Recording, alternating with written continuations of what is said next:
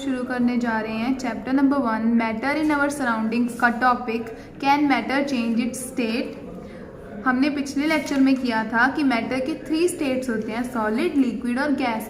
आज हम समझेंगे कि क्या मैटर के स्टेट को हम चेंज कर सकते हैं, क्या सॉलिड को लिक्विड में कन्वर्ट कर सकते हैं या लिक्विड को गैस में, या गैस को वापस से लिक्विड या सॉलिड में।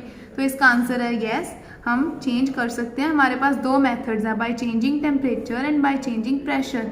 टेम्परेचर को चेंज करके हम मैटर के स्टेट को कैसे चेंज कर सकते हैं, जैसे कि सॉलिड है, सॉलिड से लिक्विड कैसे बना सकते हैं, हीट ऐड करके। अगर हम हीट करेंगे सॉलिड को तो वो क्या करेगा, लिक्विड में कन्वर्ट हो जाएगा। जैसे फॉर एग्जांपल आइस है, आइस को हम हीट करेंगे तो वो वाटर बन जाएगी। अगर हम और हीट ऐड करेंगे, इसको और हीट ऐड करेंगे तो लिक्विड जो है हमारा गैस बन जाएगा। ठीक है, इसको वेपराइजेशन बोलते हैं, लिक्विड से गैस में कन्वर्ट होना, और सॉलिड से लिक्विड में कन्वर्ट होने को हम बोलते हैं मेल्टिंग। इसका रिवर्स भी पॉसिबल है, जैसे कि गैस से भी हम लिक्विड बना सकते हैं अगर हम उसको कूल करें। ठीक है, बाय कूलिंग मतलब टेम्परेचर को हम कूल करके ना हम गैस को लिक्विड में कन्वर्ट कर सकते हैं। और लिक्विड से हम सॉलिड में कैसे कन्वर्ट कर सकते हैं, फ्रीज करके कर सकते हैं, और सारा टेम्परेचर को कम करके। ठीक है, तो ये हो गया हमारा first method by changing temperature. Second है बाय चेंजिंग प्रेशर। प्रेशर को चेंज करके भी हम मैटर के स्टेट को चेंज कर सकते हैं। जैसे हमारे पास गैस है, हमें पता है मैटर जो होता है उसमें बहुत छोटे छोटे पार्टिकल्स होते हैं। It is made up of tiny particles. अगर टाइनी पार्टिकल्स में बहुत ज़्यादा स्पेस है तो वो गैस होती है। अगर गैस को हम प्रेशर अप्लाई करेंगे गैस पर तो क्या होगा, उसके जो पार्टिकल्स हैं वो पास आ जाएंगे, और पार्टिकल्स जब पास आ जाएंगे तो वो क्या बन जाएगा, लिक्विड। अगर हम और ज़्यादा प्रेशर अप्लाई करेंगे तो लिक्विड के जो पार्टिकल्स हैं और ज़्यादा पास आ जाएंगे, और सबसे ज़्यादा पार्टिकल्स जो जिसके क्लोज होते हैं वो होता है हमारा सॉलिड।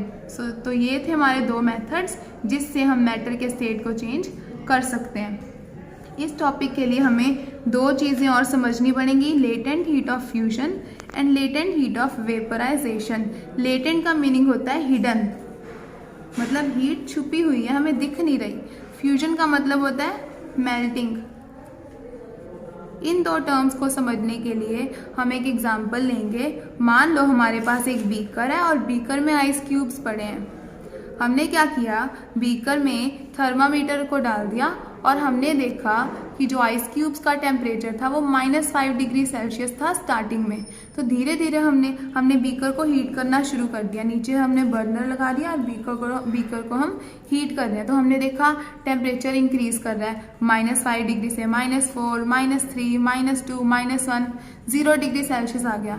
0 डिग्री सेल्सियस पर आने पर हमने क्या देखा कि टेम्परेचर इंक्रीज ही नहीं कर रहा। थोड़ी देर के टेम्परेचर जो है वहीं पर रुक गया थर्मामीटर का। तो ये क्यों हुआ, क्योंकि हमें पता है जो आइस है वो लिक्विड में कन्वर्ट हो जाती है, वाटर में कन्वर्ट हो जाती है at 0 degree Celsius. 0 degree Celsius पर जो आइस है वो वाटर में कन्वर्ट हो जाती है। तो जो हमारी जो एनर्जी जो लग रही थी, हम नीचे से जो हीट कर रहे हैं उसको, वो जो हीट है टेम्परेचर को इंक्रीज नहीं कर रही। वो जो हीट लग रही है आइस को वाटर में कन्वर्ट करने में, वो हीट लग रही है। तो ये हीट एक काइंड ऑफ हिडन होगी, छुपी गई, हमें थर्मामीटर पे तो दिख ही नहीं रही है टेम्परेचर चेंज। तो इसको हम बोलते हैं latent heat of fusion. Amount of heat energy required to change 1 kg of solid. जितनी हीट एनर्जी हमें चाहिए कन्वर्ट करने के लिए, चेंज करने के लिए सॉलिड के 1 kg को इनटू लिक्विड, सॉलिड को लिक्विड में कन्वर्ट करने के लिए at atmospheric pressure at it melting point, उसके मेल्टिंग पॉइंट पर without the rise in temperature. हमने नोट किया टेम्परेचर तो राइज कर ही नहीं रहा था, बट जो हमारा सॉलिड लिक्विड में कन्वर्ट हो रहा था, तो इसलिए हम इसको बोलते हैं लेटेंट हीट ऑफ फ्यूजन। फिर हमने क्या नोट किया, हम और हीट कर रहे हैं उसको, तो हमारी जो आइस है सारी, जो बीकर में हमने आइस डाली थी वो सारी की सारी वाटर में कन्वर्ट होगी। फिर टेम्परेचर इंक्रीज करना शुरू हो गया। जब टेम्परेचर थर्मामीटर पे 100 डिग्री सेल्सियस तक पहुंचा तो हमने देखा फिर से टेम्परेचर इंक्रीज करना रुक गया थर्मामीटर पे। तो हमने क्या देखा, हमें पता है जो वाटर है बॉईल कर जाता है 100 डिग्री सेल्सियस पर, वाटर जो है स्टीम में कन्वर्ट हो जाता है। तो अब जो हम उसको हीट कर रहे हैं बर्नर के थ्रू, हम बीकर को जो हीट कर रहे हैं, तो वो एनर्जी है वो टेम्परेचर को इंक्रीज़ नहीं कर रही, वो लिक्विड को गैस में कन्वर्ट कर रही है, स्टीम में कन्वर्ट कर रही है, क्योंकि water boils at 100 degree Celsius. फिर से वो जो हीट लग रही थी, हम नीचे से हीट कर रहे थे, वो लेटेंट हीट होगी, लेटेंट हीट ऑफ वेपराइजेशन होगी हमारी। तो लेटेंट हीट ऑफ वेपराइजेशन की डेफिनेशन क्या है? Amount of heat energy required to change 1 kg of liquid into gas at atmospheric pressure at its boiling point without the rise in temperature। Temperature को rise किए बिना जो हमें energy देनी पड़ेगी 1 kg ऑफ लिक्विड को गैस में convert करने के लिए, वो उसको हम बोलते हैं लेटेंट हीट ऑफ वेपराइजेशन। इसके बाद आपका जो होमवर्क है, होमवर्क को समझाने के लिए मैं आपको एक हिंट दे देती हूँ। ये क्वेश्चन आपने खुद करना है। क्वेश्चन जो है हमारा, why is ice at 0 degree Celsius more effective in cooling than water at same temperature.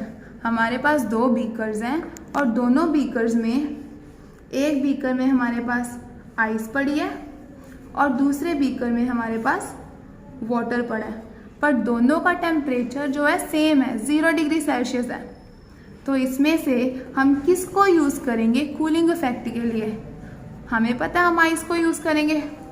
Ice को हम क्यों यूज़ करेंगे? Why is ice at 0 degree Celsius more effective in cooling than water at same temperature. इसका जो answer जो है वो ये है कि आइस जो है उसको 1 ग्राम को, आइस में 1 ग्राम जो है वो ज़्यादा एनर्जी को एब्जॉर्ब करता है एज़ कम्पेयर टू वाटर, इसलिए हम आइस को यूज़ करेंगे। Thank you.